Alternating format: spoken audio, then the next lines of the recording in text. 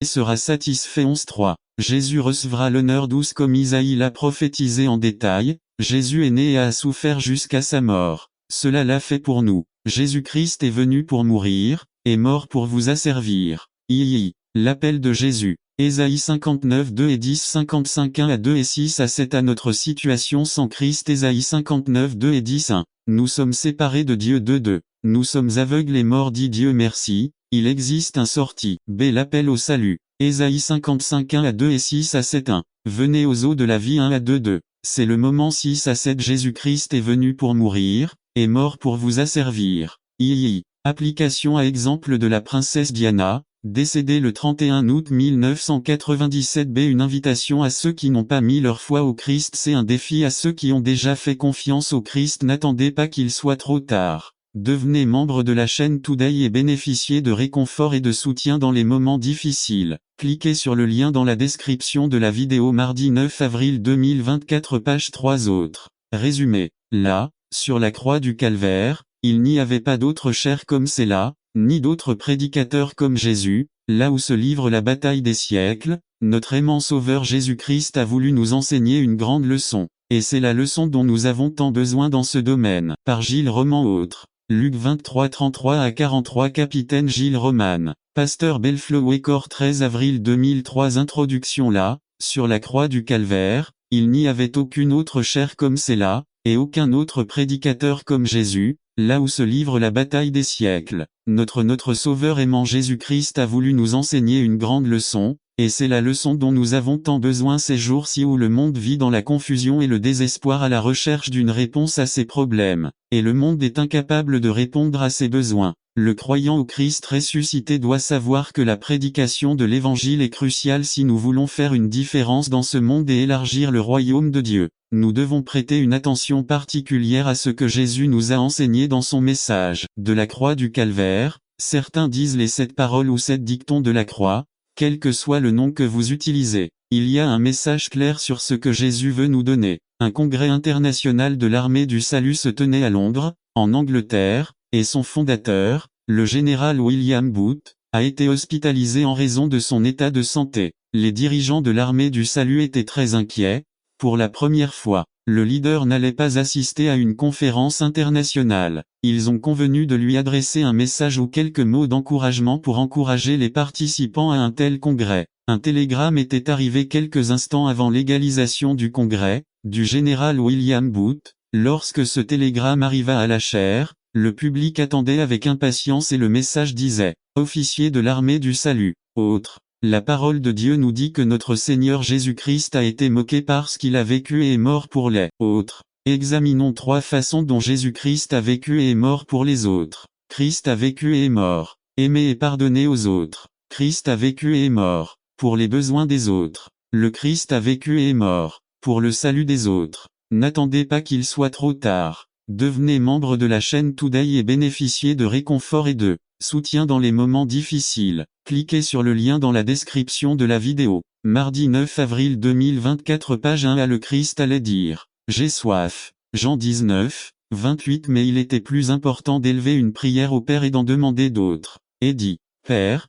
pardonne-leur car ils ne savent pas ce qu'ils font ». Luc 23 34 1. Moïse a prié pour ses ennemis. Psaume 106 16 à 26 2. Étienne étant lapidé, il en demanda d'autres. Acte 6, 70 3. Christ exige que nous pardonnions. Matthieu 5 38 à 47 Notre justice doit être encore plus grande que celle des religieux. Matthieu 5 20b voire Romains 12 20. Corinthiens 4 12. Pierre 2 20 à 23 etc. À un moment donné, Christ va crier « Éloi, Éloi, lama sabachthani, mon Dieu, pourquoi m'as-tu abandonné ?» Marc 15 34 Mais il se souciait davantage des besoins des autres. Et il dit « Femme, voici ton fils, voici ta mère » Jean 19 26 à 27. 1. Le Christ a choisi le disciple le plus aimé pour prendre soin de Marie, ce que je voulais le plus d'eux. Le Christ nous dit « Prenez soin de l'Église, prenez soin des veuves et des orphelins » 3. Le Christ nous aime et veut que nous prenions soin des besoins des autres. C'est le Christ allait crier d'une voix forte « Père, entre tes mains je remets mon esprit ». Mais pour lui, le salut de l'âme de cet homme était plus important, à qui il disait « En vérité, je te le dis, aujourd'hui tu seras avec moi au paradis ». Corps du sermon. Le Christ veut que nous vivons en aimant, et pardonner aux autres. À l'amour ne cherche pas ce qui lui est propre. Corps 13h15b, c'est-à-dire Étienne étant martyrisé. Acte 7:60 mégatonnes 5:39. Luc 6h27. Rome midi 17:20. STG 4, 1-11ab. Ce que Christ nous demande. T5, 38-48. Éphésiens 4, 30-32. Illustration. Saint François d'Assise marchait sur une route déserte quand tout à coup il aperçut un homme qui venait vers lui sur la route opposée et en s'approchant il réalisa qu'il s'agissait d'un homme. Lorsqu'il aperçut les plaies, même de loin, il reconnut que cet homme était un pauvre et malheureux lépreux. Avant d'arriver au point de rencontre de leur chemin, François d'Assise choisit de faire demi-tour pour ne pas passer près de ce lépreux. En passant par là, à distance de cet homme, son cœur fut repris pour cette mauvaise action, à tel point qu'il dut faire demi-tour et appeler ce lépreux. Il partagea avec lui l'eau de son sac, et quand il lui dit au revoir et continuant son chemin, je lui dis quelque chose dans son cœur, que ce lépreux qu'il voulait éviter n'était autre que le Seigneur Jésus-Christ lui-même. Quelles opportunités nous perdons et combien de bénédictions nous perdons. Dieu notre exemple. Rome 5, 8. Christ veut que nous vivons pour les besoins des autres. N'attendez pas qu'il soit trop tard. Devenez membre de la chaîne Today et bénéficiez de réconfort et de soutien dans les moments difficiles. Cliquez sur le lien dans la description de la vidéo. Mardi 9 avril 2024 page 2. La Bible dit que le Christ est devenu pauvre par sa pauvreté, vous deviendrez riche. Corps 8, 9. B. Philippiens 2 3-4. Ne veillant pas aux siens, mais chacun aussi à celle des autres. Dieu veut que nous ayons de l'amour pour ceux qui sont dans le besoin. Luc 6:38. Illustration. Le navire Empress d'Irlande coulait en haute mer et parmi les 130 officiers de l'armée du salut, ils se sont retrouvés face au dilemme qu'il n'y avait pas assez de flotteurs de sauvetage pour tout le monde à bord. Le navire a coulé et beaucoup sont morts, mais d'autres ont été sauvés. Parmi ces corps ont été retrouvés, aucun des officiers de l'armée du salut n'a été retrouvé avec un gilet de sauvetage. Parmi ceux qui ont été sauvés, ils ont témoigné qu'en distribuant les gilets de sauvetage, les officiers de l'armée du salut ont donné leur gilet de sauvetage à d'autres en leur disant « Je peux mieux mourir ». Autre. Jésus veut que nous ayons de l'amour pour ceux qui sont dans le besoin. Où en êtes-vous? Le Christ veut que nous vivons pour le salut des autres. Jésus est venu chercher et sauver ce qui était perdu. Luc 19:10. Dieu a suscité l'armée du salut, son fondateur le général William Booth, un homme de Dieu, sa devise sang et feu, le sang du Christ et le feu du Saint-Esprit. Sauver pour sauver. Comme un géant endormi, Dieu suscite des hommes et des femmes pour la guerre du salut des âmes. Dans ces derniers jours il veut susciter des hommes et des femmes qui réclament, prient et crient pour les âmes perdues. À quel point vous souciez-vous des âmes de ceux qui vivent autour de vous? Des âmes qui iront en enfer si vous croyez en l'enfer parce que vous ne vous souciez pas des âmes pour lesquelles Christ est mort. B. Un navire en haute mer était en train de couler et il était nécessaire de réparer la coque du navire par où l'eau entrait. Des hommes sont descendus pour vérifier la coque de ce navire et ont constaté qu'il y avait un trou par où l'eau entrait. Ils ont dû agir rapidement. Le capitaine a demandé des volontaires pour aller réparer les dégâts. Après un long silence, le fils du capitaine a dit « Père, j'y vais ». Le père lui dit « Mon fils, c'est risqué, fais attention ». Le fils est descendu réparer la coque au fil du temps et n'est pas revenu, mais l'eau a cessé de pénétrer dans le bateau et tout le monde a commencé à se réjouir. Ils avaient été sauvés de couler au milieu de la mer. Mais comme le fils du capitaine ne revenait pas, il envoya des hommes le chercher. Lorsqu'ils arrivèrent à l'endroit où se trouvait cette porte, ils trouvèrent le corps du fils du capitaine, dans ce trou qui servait de bouchon pour que l'eau ne coule pas entrait plus. Ils ont également abandonné pour les autres. Le Christ s'est donné en rançon pour nous, nous pouvons suivre Jésus. Comme il est facile de prier à haute voix et de louer Dieu en dansant et en sautant, mais cela ne sauve pas les âmes, cela n'a pas d'impact sur les perdus, nous devons nous donner pour qu'ils soient sauvés. Par ceci nous avons connu l'amour dans lequel il a donné sa vie pour nous. Nous aussi devons donner notre vie pour nos frères. Jean 3, 16. Après 30 ans de persécution, l'armée du salut et son fondateur, le général William Booth, ont vu la bénédiction du Seigneur Dieu et du roi Édouard VIII lors d'une visite au palais. Il demanda au général Booth d'écrire quelque chose dans un livre, où des visites notables laissaient au roi un souvenir, et le général Booth écrivit « L'ambition des uns est l'art, l'ambition des autres est la gloire. L'ambition des autres est de l'or, mon ambition est l'âme des hommes. N'attendez pas qu'il soit trop tard. Devenez membre de la chaîne Today et bénéficiez de réconfort et de soutien dans les moments difficiles. Cliquez sur le lien dans la description de la vidéo. 9 avril 2024 page 3 William Booth. L'évangile n'est pas gratuit. La grande commission que d'autres ont payée pour que nous ayons l'évangile. Quelle est ton ambition mon frère? Où es-tu? Maranatha. N'attendez pas qu'il soit trop tard. Devenez membre de la chaîne Today et bénéficiez de réconfort et de soutien dans les moments difficiles. Cliquez sur le lien dans la description de la vidéo. Mardi 9 avril 2024 page 4 La foi et les œuvres. Quel est le problème y résumé? Jacques est-il vraiment contre la justification par la foi? Voyons ce qu'il a à dire. Par Carlos Camarena. La foi et l'œuvre.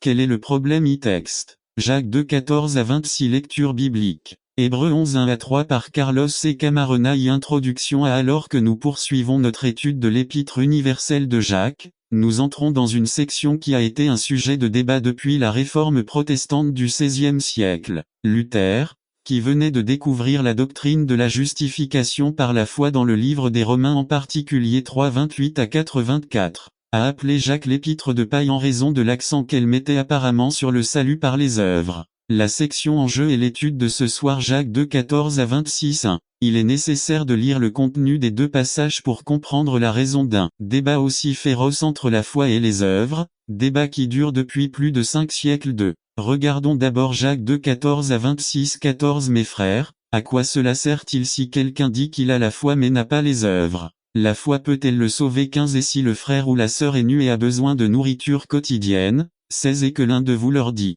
allez en paix, soyez réchauffés et nourris, mais vous ne leur donnerez pas les choses nécessaires au corps, à quoi cela servira-t-il? 17 De même, la foi, si elle n'a pas les œuvres, est morte en elle-même. 18 Mais quelqu'un dira, tu as la foi, et moi j'ai les œuvres, montre-moi ta foi sans tes œuvres, et je te montrerai ma foi par mes œuvres. 19 Vous croyez que Dieu est un, vous faites bien, les démons aussi croient et tremblent. 20 Mais veux-tu savoir, homme 20, que la foi sans les œuvres est morte? 21 Abraham, notre père, n'a-t-il pas été justifié par les œuvres, lorsqu'il a offert son fils Isaac sur l'autel? 22 Ne voyez-vous pas que la foi opérait par ses œuvres, et que la foi était rendue parfaite par les œuvres? 23 Et l'écriture s'accomplit, disant, Abraham crut à Dieu, et cela lui fut imputé à justice, et il fut appelé ami de Dieu. 24 Vous voyez donc qu'un homme est justifié par les œuvres, et non par la foi seule. 25 De même Rahab, la prostituée, n'a-t-elle pas été justifiée par les œuvres,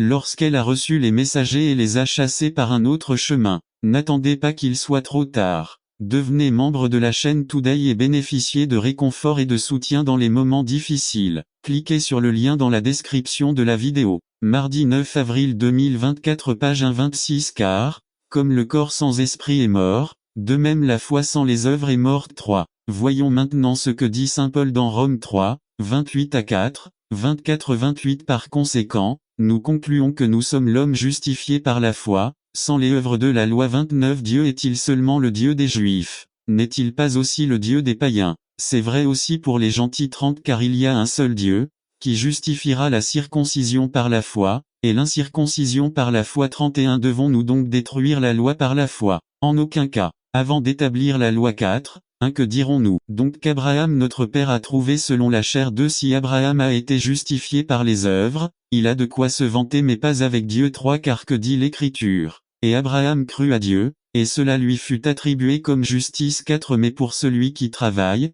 son salaire n'est pas considéré comme une faveur, mais comme une dette. 5 Mais pour celui qui ne travaille pas, mais qui croit en celui qui justifie le méchant, sa foi est considérée comme justice. Si tout comme David dit aussi que bienheureux est l'homme à qui Dieu attribue la justice sans les œuvres, 7 disant, bienheureux ceux dont les iniquités sont pardonnées et dont les péchés sont couverts. 8 Bienheureux l'homme à qui le Seigneur n'a pas imputé le péché. 9 Ce bonheur est-il donc seulement dans la circoncision ou aussi dans l'incirconcision? Car nous disons que la foi a été attribuée à Abraham comme justice. 10 Comment donc cela lui a-t-il été raconté en circoncision ou en incirconcision? Non pas dans la circoncision, mais dans l'incirconcision. 11 Et il reçut la circoncision comme signe, comme sceau de la justice de la foi qu'il avait dans les incirconcis, afin qu'il soit le père de tous les croyants incirconcis, afin qu'à eux aussi il soit imputé à justice. 12 Et père de la circoncision, non seulement à ceux qui sont circoncis, mais aussi à ceux qui suivent les traces de la foi qui était en notre père Abraham avant qu'il ne soit circoncis. 13 Car ce n'est pas par la loi que la promesse faite à Abraham ou à sa postérité qu'il serait héritier du monde n'a pas été faite, mais par la justice de la foi. 14 Car si ceux qui sont de la loi sont les héritiers, la foi est vaine et la promesse est vaine. 15 Car la loi produit la colère, car là où il n'y a pas de loi, il n'y a pas non plus de transgression. 16 C'est donc par la foi, afin que cela soit par la grâce, afin que la promesse soit ferme pour toute postérité, non seulement pour celui qui est de la loi, mais aussi pour celui qui est de la foi d'Abraham, qui est notre Père à tout. 17 Comme il est écrit, je t'ai fait père de nombreuses nations devant Dieu, en qui il a cru, qui donne la vie aux morts et appelle ce qui n'est pas ce qui est. N'attendez pas qu'il soit trop tard. Devenez membre de la chaîne Today et bénéficiez de réconfort et de soutien dans les moments difficiles. Cliquez sur le lien dans la description de la vidéo. Mardi 9 avril 2024 page 2-18 Il crut en l'espérance contre l'espérance, afin de devenir le père de nombreuses nations, selon ce qui lui fut dit. Ainsi sera ta postérité. 19 Et il ne s'affaiblit pas dans la foi, et il ne considéra pas non plus son corps comme mort. Il avait maintenant presque 100 ans. Ni le ventre mort de Sarah vint. Il ne doutait pas non plus de la promesse de Dieu avec méfiance, mais il était fort dans la foi, rendant gloire à Dieu. 21 Pleinement convaincu que tout ce qu'il avait promis, il était aussi capable de le faire. 22 C'est pourquoi cela a aussi été attribué à la justice. 23 Et ce n'est pas lui seul qui a écrit que cela lui était imputé. 24 Mais aussi pour nous, à qui cela sera imputé, c'est à dire pour nous qui croyons en celui qui a ressuscité d'entre les morts Jésus notre Seigneur. 25 Qui a été livré pour nos offenses, et qui est ressuscité pour notre justification. B Maintenant, que faisons-nous? On dirait que nous avons des ennuis. Comprenez-vous la raison du débat entre la foi et les œuvres? C'est à nous d'étudier par nous-mêmes si la question est la foi ou les œuvres. La foi sans les œuvres ou la foi et les œuvres. 1. Nous ne pouvons continuer sans vous rappeler le principe que nous avons étudié dans le cours Principe d'interprétation biblique. Le texte doit être compris dans son contexte. Vous ne pouvez pas étudier Jacques à la lumière de Paul ou vice-versa. 2.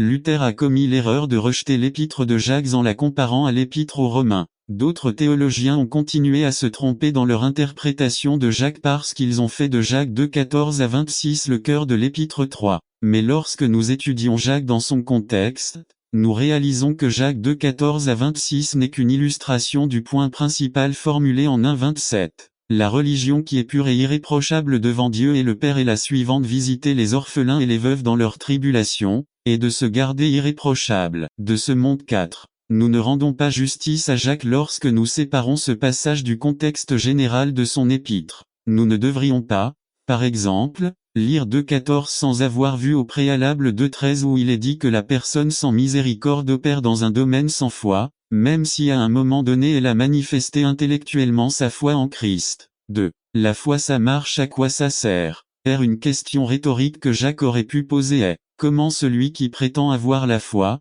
mais lorsqu'un riche entre dans la congrégation, peut-il lui donner la préférence, alors qu'il ordonne aux pauvres de s'asseoir n'importe où? Voir Jacques 2, 1 à 13. 1. Nous pouvons noter l'accent contextuel de Jacques 2, 14 à 26. Notez, par exemple, que le pauvre qui est entré dans la congrégation en 2,3 pourrait très bien être le même qui manque de vêtements et a faim en 2,15. Si ce n'est pas le cas, il existe ici au moins un parallèle significatif en termes de contexte. 2. L'illustration de Jacques 2, 1 à 13 ainsi que celle de 2, 14 à 26 indique que la préoccupation de Jacques, face à ses lecteurs originaux, semble être celle qui, à un moment donné, a accepté une foi mentale, une affirmation intellectuelle de la personne de Jésus, mais celle dans le comportement de qui, dans son n'attendez pas qu'il soit trop tard. Devenez membre de la chaîne Today et bénéficiez de réconfort et de soutien dans les moments difficiles. Cliquez sur le lien dans la description de la vidéo. Mardi 9 avril 2024 page 3 Façon de traiter les autres,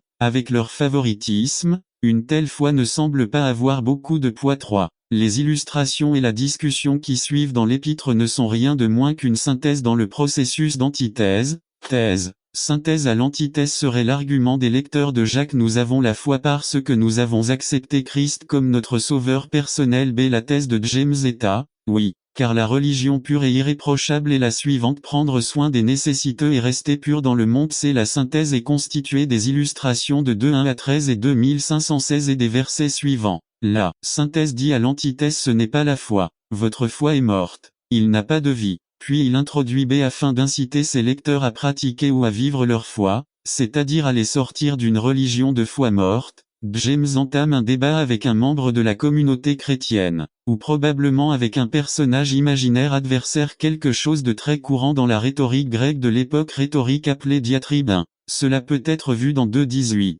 Mais quelqu'un dira, vous avez la foi, et j'ai les œuvres, montrez-moi votre foi sans vos œuvres, et je vous montrerai ma foi par mes œuvres.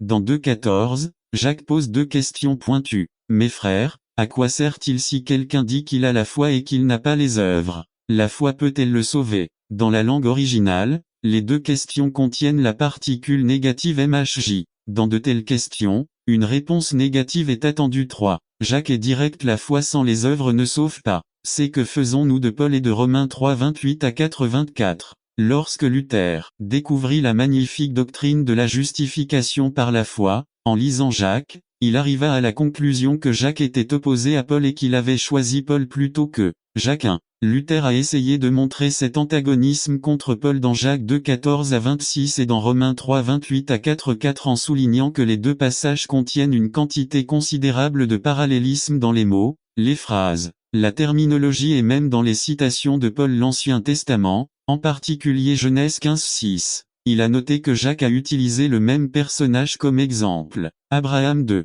Et comme les conclusions des deux étaient totalement opposées, Luther a conclu que Jacques avait écrit pour critiquer Paul. Cependant, Luther ne réalisait pas que l'épître de Jacques avait été écrite 15 à 20 ans avant les Romains 3. D'autres personnes qui ont réalisé la fausse prémisse de Luther, depuis que Jacques a écrit pour la première fois, ont postulé que Paul voulait présenter une explication plus claire de la signification de la foi salvatrice sans l'intervention des œuvres. 4. Comment pouvons-nous résoudre le problème des nombreuses similitudes entre Jacques et Paul, des similitudes dans le langage, tout en parvenant en même temps à des conclusions différentes? Qui a raison, Jacques ou Paul? 5. En fin de compte, comment répondons-nous aux questions? Est-ce la foi ou les œuvres ou la foi et les œuvres? Dans le prochain sujet, probablement en janvier, nous réconcilierons Jacques et Paul et répondrons à ces questions. 6. En attendant, continuons à étudier nos Bibles. Gardons vivante notre vie de dévotion et n'attendons pas qu'il soit trop tard. Devenez membre de la chaîne Today et bénéficiez de réconfort et de soutien dans les moments difficiles. Cliquez sur le lien dans la description de la vidéo. Mardi 9 avril 2024, page 4. Notre foi active. Et jusqu'au prochain sujet. La foi et les œuvres. Quel est le problème? N'attendez pas qu'il soit trop tard. Devenez membre de la chaîne Today et bénéficiez de réconfort et de soutien dans les moments difficiles. Cliquez sur le lien dans la description de la vidéo. Mardi 9 avril 2024, page 5. Le 11e commandement résumé. Le 11e commandement. Discussion de Jacques sur le commandement le plus négligé de Jésus. Aime ton prochain comme toi-même. Par Carlos Camarona. Le 11e commandement. Texte. Jacques 2, 8 à 13. Lecture biblique. Lévitique 19, 15 à 18 par Carlos et Camarona. Introduction à Dans un monde où les ismes, favoritisme, népotisme, racisme, etc. marginalisent les membres de la société, de tels ismes, selon Jacques voir Jacques 2, 1, où le singulier doit être au pluriel, acceptation, distinction, discrimination, ne devraient pas faire partie de ceux qu'ils prétendent garder les commandements de Dieu et ayez la foi de Jésus voir Jacques 2, 1, 8, 10, 1. Jacques 2, 8 doit être compris comme un avertissement de Jacques à ceux qui ont utilisé le commandement aime ton prochain comme toi, même pour justifier leur attitude envers les riches ou les personnes influentes dans la congrégation ou la communauté. 2. C'est pourquoi il est dit, si vous accomplissez réellement la loi royale selon les Écritures, vous aimerez votre prochain comme vous-même, vous faites bien. Jacques dit que aimer son prochain est la chose la plus noble qui existe en ce qui concerne le respect des commandements, mais faire preuve de favoritisme enfreint le commandement auquel on prétend obéir. B. Nous trouvons ce commandement d'aimer son prochain dans Lévitique 19, 18. Tu ne te vengeras pas et tu ne garderas pas rancune contre les enfants de ton peuple. Au contraire, vous aimerez votre prochain comme vous-même. Moi, Jéhovah 1. Mais en considérant le contexte de Lév 19, 18, nous découvrons que Moïse commande d'aimer son prochain dans des situations précisément dans lesquelles le favoritisme et la discrimination ont dressé leur tête monstrueuse. Dans Lév 19, 15, 3 versets plus tôt, Dieu commande à Israël, vous ne commettrez pas d'injustice en jugement, vous ne favoriserez pas les pauvres et vous ne traiterez pas les puissants avec déférence. Tu jugeras ton prochain avec justice. 3. Selon ce que Dieu dit dans le Lévitique, être partial, favoriser un groupe par rapport à un autre, qu'il soit riche contre les pauvres, ou pauvre contre les riches, n'est pas aimer son prochain et nous enfreignons le 11e commandement. 4. Nous l'appelons le 11e commandement parce que Jésus a dit, « Je vous donne un commandement nouveau, aimez-vous les uns les autres » Jean 13, 34. Mais en réalité, il s'agit d'un commandement si ancien qu'il constitue une partie essentielle du deuxième tableau de la loi 5. C'est la réponse de Jésus à un pharisien qui lui posait la question, « Quel est le plus grand commandement de la loi ?» Est-ce Matthieu 22, 36 à 40. Jésus lui dit, « Tu aimeras le Seigneur ton Dieu de tout ton cœur, de toute ton âme et de toute ta pensée. C'est le grand et le premier commandement. Et la seconde est semblable, tu aimeras ton prochain comme toi-même. De ces deux commandements dépendent toute la loi et les prophètes. N'attendez pas qu'il soit trop tard. Devenez membre de la chaîne Today et bénéficiez de réconfort et de soutien dans les moments difficiles. Cliquez sur le lien dans la description de la vidéo. Mar 9 avril 2024 page 1-6. Le mot prochain apparaît 126 fois dans la Bible. Si vous voulez découvrir combien Dieu considère important de respecter ce 11e commandement, utilisez une concordance et analysez sous la parole et l'importance que Dieu accorde à ce sujet. 2. L'impératif d'aimer. La réaction apparemment rigide d'A. James contre le favoritisme et la discrimination nous dit que de telles attitudes au sein de l'Église ne sont pas une mince affaire. Son visage hideux ne devrait jamais apparaître à l'intérieur de l'Église. 1. Santiago ne considère pas que faire preuve de respect des personnes soit simplement une faiblesse de caractère. Favoriser les riches ou ceux qui ont le pouvoir n'est pas un simple échec, c'est un péché. C'est une violation de la loi 2. Dans 2:9, nous trouvons des mots durs. Santiago dit à ses frères que leur attitude de favoritisme enfreint la loi. Jacques 2:9. Mais si vous faites de la distinction entre les personnes, vous commettez un péché et vous êtes condamné par la loi comme transgresseur. 3. Nous pouvons voir à quel point Jésus accorde une urgence au 11e commandement. C'est tellement urgent qu'on le met à l'impératif du verbe. Je vous donne un commandement nouveau, celui de vous aimer les uns les autres. Jean 13, 34. B. Nous avons lu, expliqué et enseigné Jacques 1:10 dans une série d'études bibliques pour donner de l'importance au sabbat. Les évangélistes l'utilisent dans leurs diapositives pour montrer l'importance du 4e commandement 1. Bien que nous considérions que le sabbat a sa place sacrée et jouera un rôle important dans les événements finaux de ce monde et qu'il est vrai que quiconque enfreint un commandement est blâmé par tous, le contexte dans lequel Jacques a dit les mots suivants ne fait pas référence au sabbat, Jacques 2:10. Car quiconque observe toute la loi mais commet une offense sur un seul point, c'est qu'il l'a rendu coupable de tous deux. Quel est le contexte ? Nous devons reconnaître que le point central ici est contre le favoritisme envers ceux qui ont de l'argent ou du pouvoir. Ce favoritisme manifesté au niveau local ou même au niveau confessionnel ou administratif dans une organisation ou une église chrétienne. La responsabilité devient encore plus aiguë pour ceux d'entre nous qui ont l'intention de garder les commandements de Dieu et d'avoir la foi de Jésus. 3. Dans notre cas, nous pouvons observer le sabbat, mais si nous enfreignons cet aspect de la loi, nous sommes également accusés d'avoir enfreint non seulement le sabbat, mais aussi le reste des commandements. J'ai entendu des objections à cette position disant que Jacques n'avait pas l'intention d'élever ce commandement du favoritisme au niveau des 10 autres commandements de la loi morale d'Exode 20 ou de Deutéronome 5. 1. Je reste ferme dans ma position que Jésus et Jacques ils mettent cela au même niveau que les autres commandements, puisque Dieu et le prochain font toute la loi 2. Dans 2:11, Jacques prend 2 des 10 commandements comme illustration. Il est intéressant qu'il utilise les deux que le christianisme considère comme les pires et les met sur un pied d'égalité avec le péché de favoritisme, car celui qui a dit « Ne commettez pas d'adultère » a aussi dit « Ne commettez pas de meurtre ». Et si vous ne commettez pas d'adultère, mais que vous commettez un meurtre, vous êtes devenu un transgresseur de la loi 3. Comment Jacques appelle-t-il celui qui commet un adultère et celui qui tue quelqu'un? Confracteur à la loi. D'accord. Comment Jacques appelle-t-il ceux qui font preuve de respect envers les personnes, ceux qui font preuve de partialité 2:9, n'attendez pas qu'il soit trop tard. Devenez membre de la chaîne Today et bénéficiez de réconfort et de soutien dans les moments difficiles. Cliquez sur le lien dans la description de la vidéo. Mardi 9 avril 2024 page 2. Mais si vous faites des distinctions entre les personnes, vous commettez un péché et êtes condamné par la loi comme transgresseur. 4. Briser le septième coûte leur emploi à la plupart des employés confessionnels tandis que les autres perdent leur appartenance à l'Église. Avez-vous déjà vu quelqu'un perdre son adhésion ou son emploi à cause du favoritisme, du népotisme, du racisme, etc. 5. Non. Mais s'ils ne se repentent pas, ils perdront le ciel, car selon Jacques, celui-ci est aussi un transgresseur de la loi. C'est du lourd. C'est une matière lourde pour un esprit charnel. Il faut le cœur et l'esprit du Christ pour le digérer. Conclusion à adultère, meurtrier, transgresseur du sabbat et favoritisme, népotisme, racisme, etc.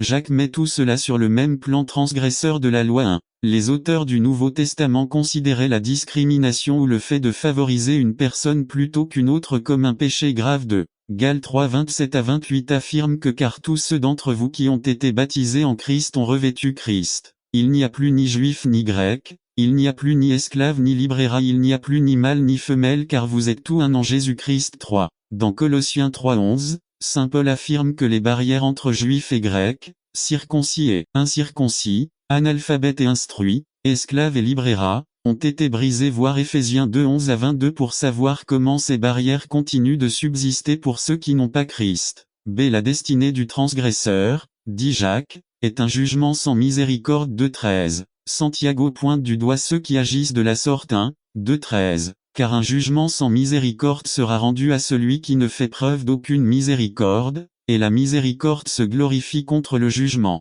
C'est le côté négatif de la béatitude de Matthieu 5, 7. Bienheureux les miséricordieux car ils obtiendront miséricorde de ceux qui ne sont pas miséricordieux envers les plus défavorisés de la société ou de l'Église ne peuvent pas attendre la miséricorde de Dieu, même s'ils ont prêché au nom du Christ, suscité des églises pour sa gloire voir Matthieu 25, 44. 46, 3. Les enseignements de Jésus dans les évangiles mettent l'accent sur le caractère de Dieu qui offre gratuitement sa miséricorde à ceux qui la demandent, tandis qu'en même temps cette miséricorde se retire lorsque ceux qui la reçoivent n'agissent pas de la même manière envers leurs semblables voir Matthieu 18, 23 à 35, 4. Jacques dépeint Dieu comme un juge qui siège pour juger le transgresseur qui a fait preuve de favoritisme envers une certaine personne ou un certain groupe de personnes. Mais Dieu veut que la miséricorde triomphe du jugement Jacques 2, 13, 5. Pour Santiago, la partialité manifestée en faveur d'un groupe au détriment de l'autre est un péché. Celui qui commet de tels péchés est considéré comme un transgresseur de la loi 2,9. L'argument de C. James est que dans l'Église du Christ, il ne peut y avoir aucune discrimination en matière de race, de nationalité, de classe sociale, de sexe, de couleur de peau, etc. 1. Cet enseignement est aussi pertinent aujourd'hui, et peut-être même plus, qu'à l'époque de Jacques et de Paul. N'attendez pas qu'il soit trop tard. Devenez membre de la chaîne Today et bénéficiez de réconfort et de soutien dans les moments difficiles. Cliquez sur le lien dans la description de la vidéo mardi 9 avril 2024 page 3. Le problème persistant du favoritisme, des préjugés et du népotisme qui montre, plus souvent que nous le souhaiterions, son visage laid dans les églises et les organismes administratifs, perdurera peut-être jusqu'au retour de Jésus 2. La plupart du temps, ces favoritismes prennent des formes subtiles, mais ils finissent par avoir les mêmes effets. Ils détruisent la crédibilité de l'Église ou de ses institutions. 3. Seule la présence réelle du Christ peut produire ce changement. Le Christ aurait fait une différence dans les actes barbares au Rwanda, en Afrique, où Hutus et Tutsis, membres d'une même confession chrétienne, se sont entretués. Christ devrait faire la différence lorsque des personnes ou des familles riches et influentes ou des chefs, qui, dans leur objectif de contrôler, finissent par saper les ministères de l'Église. 4. Jésus-Christ devrait faire la différence. Mais cela n'arrivera pas tant que nous n'aurons pas dit avec Saint Paul, « Je suis crucifié avec le Christ, et ce n'est plus moi qui vis, mais le Christ vit en moi. » Galates 2, 25. Cela n'arrivera pas tant que nous n'aurons pas fait nôtre les paroles de l'hymne. « Que ta volonté soit faite, ô accent circonflexe Christ, toi seul peux sauver mon âme, comme un potier pour ton honneur, fais de moi un vase Seigneur. » N'attendez pas qu'il soit trop tard. Devenez membre de la chaîne Today et bénéficiez de réconfort et de soutien dans les moments difficiles. Cliquez sur le lien dans la description de la vidéo mardi 9 avril 2024 page 4 La perversion de la vraie religion résumée.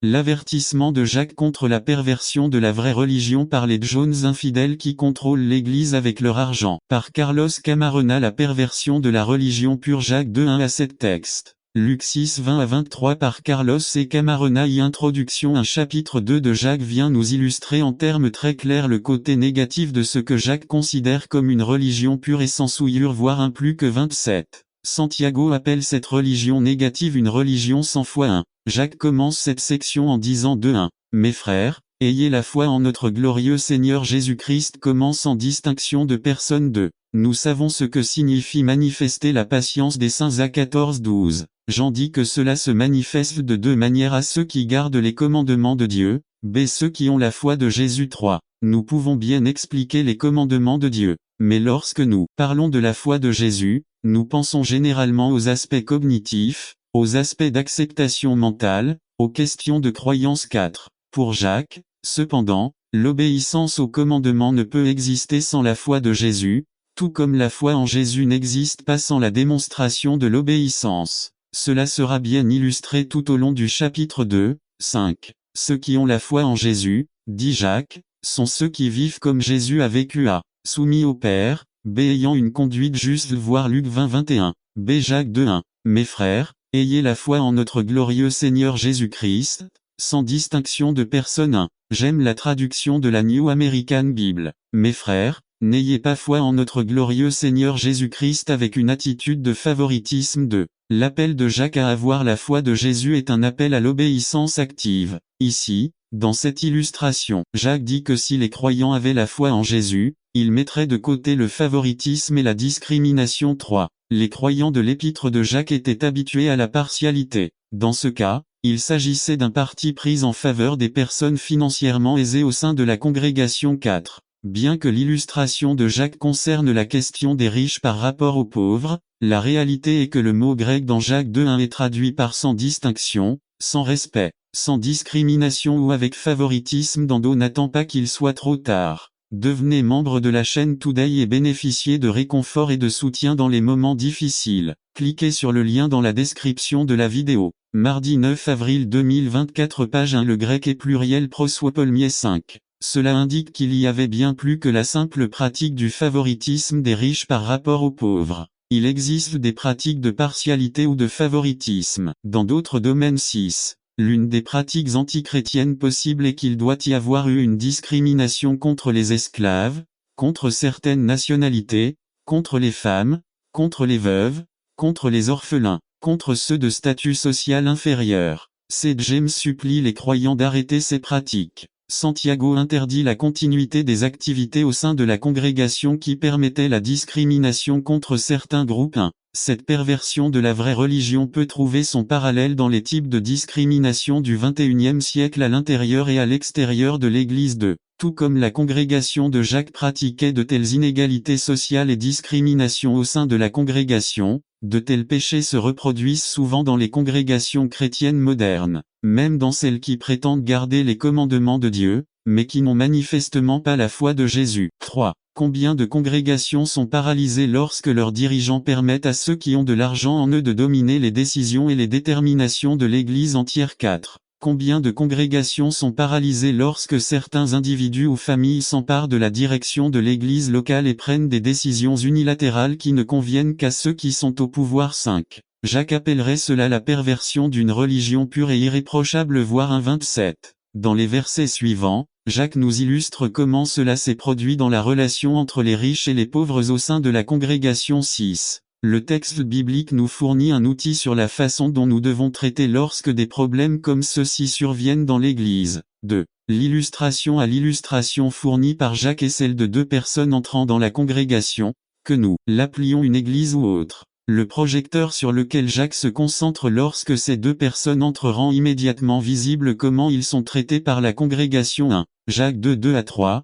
Car si un homme portant un anneau d'or et des vêtements luxueux entre dans votre congrégation, et qu'un homme entre aussi dans le pauvre avec des vêtements sales, et vous ne respectez que celui qui porte des vêtements luxueux et lui dites, asseyez-vous ici dans un bon endroit, et au pauvre tu dis, reste là ou assieds-toi ici à mes pieds. 2. il y en a qui discutent, et je suis d'accord qu'au pied de la croix nous sommes tous égaux. Mais qu'en est-il du culte? Qu'en est-il de la vie quotidienne de l'Église? Là, il semble que la croix soit laissée de côté ou perde son importance. 3. C'est pourquoi Jacques commence par faire appel à la croix et dit: Mes frères, ne dites pas que vous avez foi en notre glorieux Seigneur Jésus-Christ, alors que par votre attitude vous faites preuve de favoritisme. 4. Parfois nous luttons contre la discrimination sociale et raciale qui existe dans la société, mais combien de fois faisons-nous preuve d'attitude discriminatoire dans l'Église? Les riches dominent. Celui qui a le plus de contrôle, le pauvre n'a rien à qui parler. J'ai déjà vu menacer ceux qui prétendent respecter les commandements de Dieu de n'attendez pas qu'il soit trop tard.